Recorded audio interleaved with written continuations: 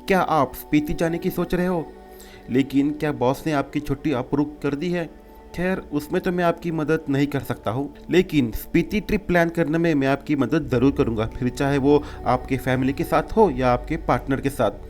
जैसे कि कहाँ पे घूमना है, कहाँ पर रुकना है, ड्राइवर या गाड़ी कैसे बुक करें, ये सब कुछ आपको इस वीडियो में मिल जाएगा। तो चलिए मेरे साथ स्पीति ट्रिप प्लान करते हैं एक साथ मिलके।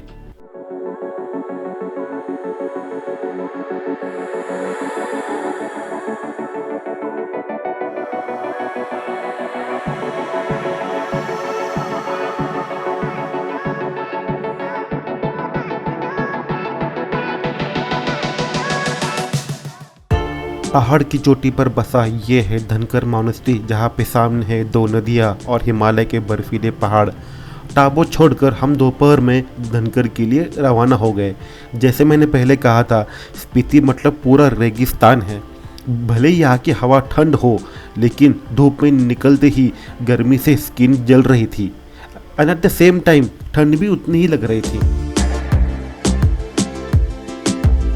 ये है स्पीति नदी का रिवर बेड, जहाँ पर इसकी विड्थ 500 मीटर से भी ज़्यादा है। धनकर में होटल कम मिलेंगे, होम स्टे यहाँ पर बहुत है। चेक इन करके हम फ्रेश हो गए और कुछ स्नैक खा के हम धनकर एक्सप्लोर करने के लिए चले गए। यहाँ पर है मॉनेस्ट्री, फोर्ट और लेक, जो कि 2 घंटे का ट्रैक है।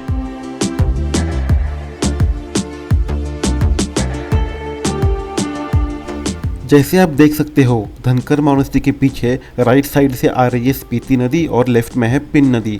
दोनों नदी का संगम यहीं पर होता है। हमारा नेक्स्ट डेस्टिनेशन पिन वैली में ही है।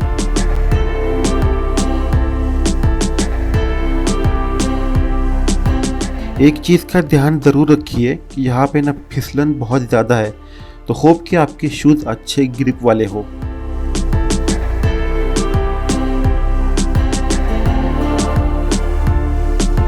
धनकर विलेज का ये फोर्ट और यहाँ से जो नज़ारा दिखता है ना, वो बहुत ही अमेजिंग है। हम ऑलमोस्ट 2 घंटे तक यही बैठे रहे, सामने के पहाड़ और वो नदी देखते हुए, बस एक दूसरे के साथ। यहाँ की हवा में एक ताजगी है, एक अलग ही महक है।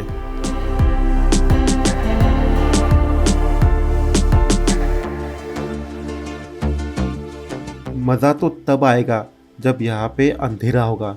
रात में धनकर का एक अलग ही रूप आपको देखने को मिलेगा। धनकर रात में पूरी तरह से शांत हो जाता है। रात के जो कीड़े होते हैं ना, उनकी भी आवाज़ यहाँ पे नहीं आती। अगर ये तारे बोल पाते तो रात भर उन्हीं की आवाज़ से धनकर गूंज उठता।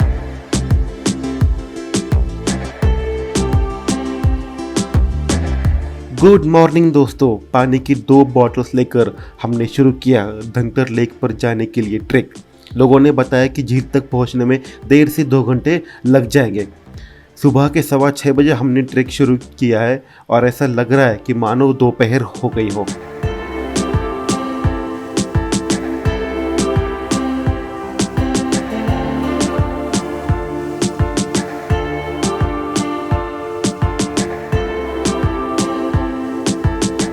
ये जो धनकर लेक का ट्रैक है ना, ये बिल्कुल भी मुश्किल नहीं है। बस ऑक्सीजन की कमी और यहाँ की फिसलन भरी मिट्टी ना बहुत प्रॉब्लम्स क्रिएट करते हैं।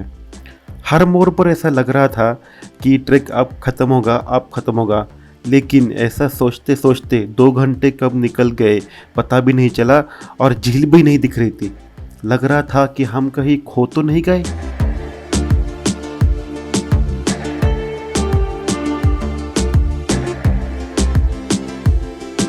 इस ट्रैक पे ना बस एक ही चीज़ का डर लग रहा था, क्योंकि ये फिसलन भरी मिट्टी से अगर फिसल कर नीचे गिर गए मरेंगे बिल्कुल नहीं, लेकिन हड्डी पसली टूटेगी इसकी गारंटी है।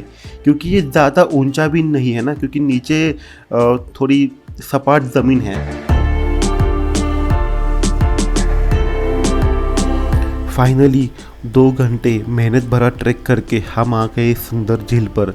झील तो बहुत सुंदर थी ही थी, लेकिन सबसे खास बात ये थी कि इस पूरे एरिया में, इस पूरे इलाके में सिर्फ मैं और मेरी वाइफ, हम दोनों ही थे।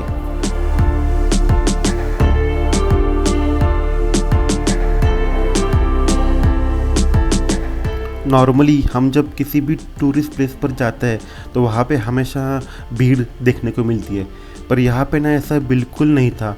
हमने इस झील को पूरे अच्छे से देखा, पूरा एरिया एक्सप्लोर किया, बहुत मज़ा आया। मतलब उस दिन जाके पता चला कि भीड़ ना होने का मतलब क्या होता है।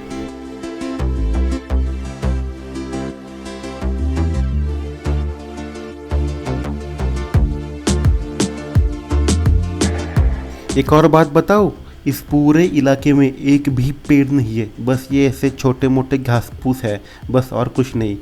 ऊपर मोबाइल की रेंज भी नहीं आती, तो मेक श्योर कि आपके पास इनफ सप्लाई हो।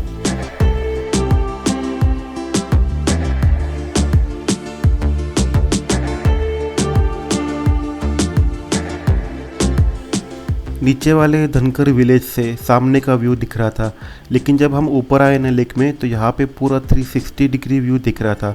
हमें चारों तरफ के माउंटेन्स, पहाड़, उन पर पड़ी हुई बर्फ़ दिख रही थी। मज़ा बहुत आ रहा था, लेकिन मन में ना एक छोटा सा डर भी था।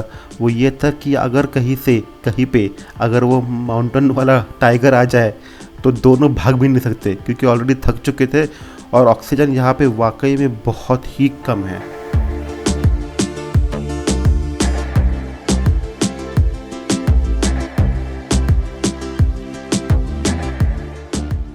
इस पूरे इलाके में और इस पूरी झील में सिर्फ हम दोनों ही थे, तो सोचा कि झील में जाके थोड़ा स्विमिंग कर ले।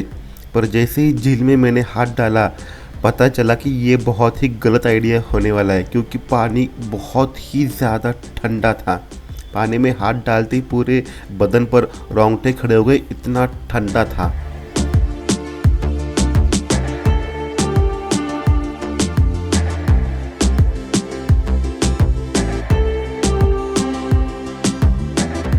यहाँ पर ना मस्त सुकून था। हम इस झील पर लगभग 2 घंटे बैठे और यहाँ से निकलते वक्त हमने इस झील के आसपास एक निशानी छोड़ी। जहाँ से हम आए थे उस पुणे का नाम हम यहाँ पर लिख के आए हैं। अगर आप लोग कभी इस झील पे गए, अगर आपको ये दिखा तो हमें ज़रूर बताना।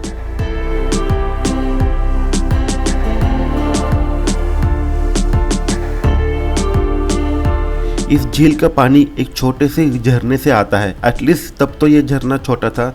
हमने सोर्स तक जाने की सोची, पर वो बहुत ही दूर था और झरना भी काफ़ी छोटा हो गया था, शायद गर्मी की वजह से।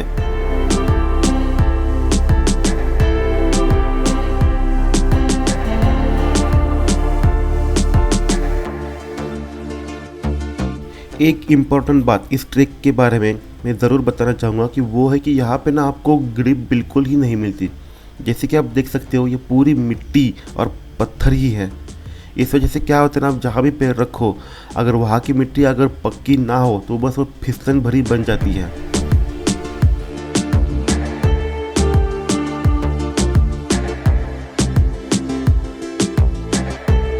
लगभग 10:30 बजे के आसपास हमने नीचे उतरना शुरू कर दिया और 1 घंटे में नीचे आ भी गए। नीचे उतरने के बाद पूरा नहा धो लिए, नाश्ता वाश्ता कर लिया और अब बारी थी हमारे अगले डेस्टिनेशन को निकलने के लिए।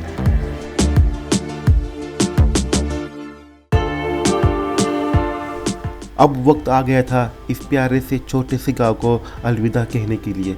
पर ये अलविदा नहीं था, ये एक प्रॉमिस था कि हम वापस डंकर में ज़रूर आएंगे।